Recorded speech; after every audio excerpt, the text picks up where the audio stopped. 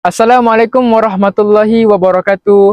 Alhamdulillah, segala pujian bagi Allah Subhanahu wa taala, Tuhan sekalian alam.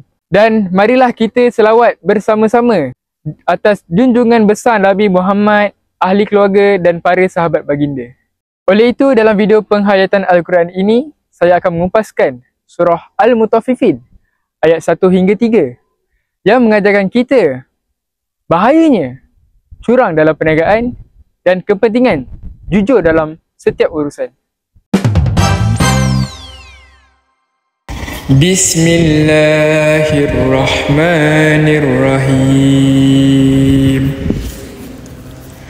Wailul lil mutaffifin allazina idza iktalu 'alan nasi yastawfun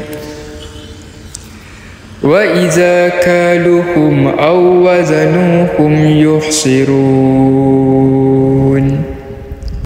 So, apa yang saya faham dalam surah Al-Mutaffifin ini adalah kita perlu jujur dalam melakukan sesuatu perkara.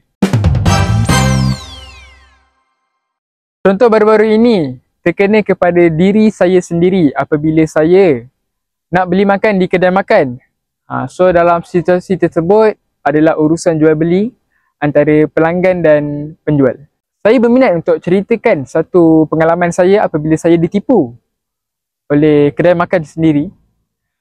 Okey, pada masa tu saya mendapat allowance daripada institut kami dan pada masa yang sama saya bersama rakan saya pergi membeli makan di sesuatu kedai. Lepas tu apabila bersama rakan saya nak beli makan dan time tu pula saya tercakap, saya macam teruja lah sebab allowance dah masuk. So lepas tu sebab dekat kedai tu memang harga makanan RM5 je saya beli selalu. Tak ada nak lebih-lebih RM6 apa semua. So dekat situ macam saya dah nampak, saya dah macam curiga. Lepas saya cakap saya dah dapat allowance daripada institut saya dekat rakan saya. So macam pembeli tu penjual tu macam terdengar kot saya punya cakap yang saya dapat allowance. Dan dekat situ lah dia macam up saya punya harga makanan jadi RM7.5. Sebab saya pelik lah sebab selalunya saya beli makan harga RM5 je paling mahal pun. So dekat situ saya dah nampak penipuan dalam perniagaan. Antara akibat-akibat orang yang menipu dalam jual beli adalah Allah Subhanahu wa taala tidak suka sama sekali hamba-Nya menipu dalam sesuatu perkara dan rezeki anda akan disempitkan, hidup tidak tenang. So, saya nak bagi tahu sikit tentang menipu dalam jual beli, especially yang jual makanan dan minuman. Kerana itu melibatkan rezeki dan kita memberi rezeki kepada orang lain. Apabila kita menipu dalam sesuatu perkara, terutamanya makanan lah. Kerana makanan tu adalah makan daripada darah daging kita sendiri. Okey, saya nak memperingatkan kepada orang-orang yang di luar sana yang menipu dalam jual beli makanan ni. Contohnya,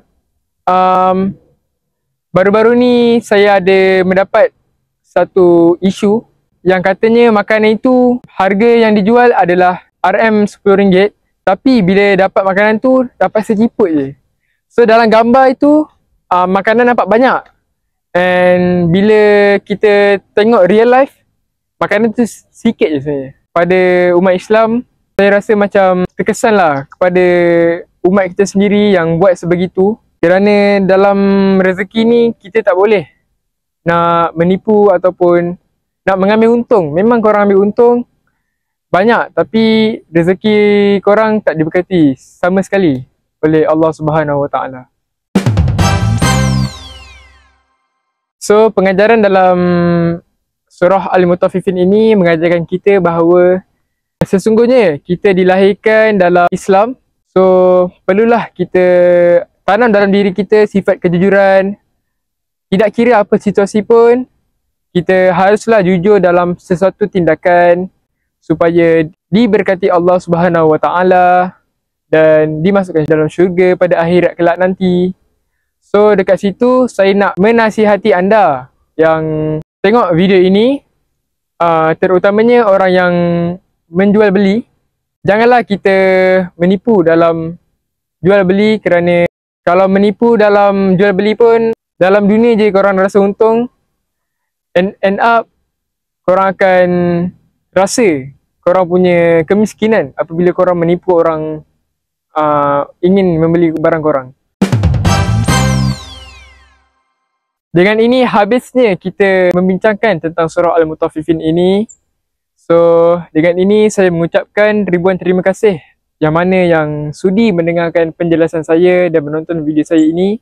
Harap dalam video ini dapat memberi pengajaran buat korang dan mendapat hidayah kepada orang yang jual beli tu, insya-Allah. Marilah kita sama-sama mendoakan supaya rakyat Malaysia sentiasa prihatin dalam perniagaan dan sentiasa jujur dalam mana-mana situasi sekalipun. Salam dari saya, Muhammad Iskandar Zulkarnain bin Al-Azhar dari DSK Semester 3. Terima kasih.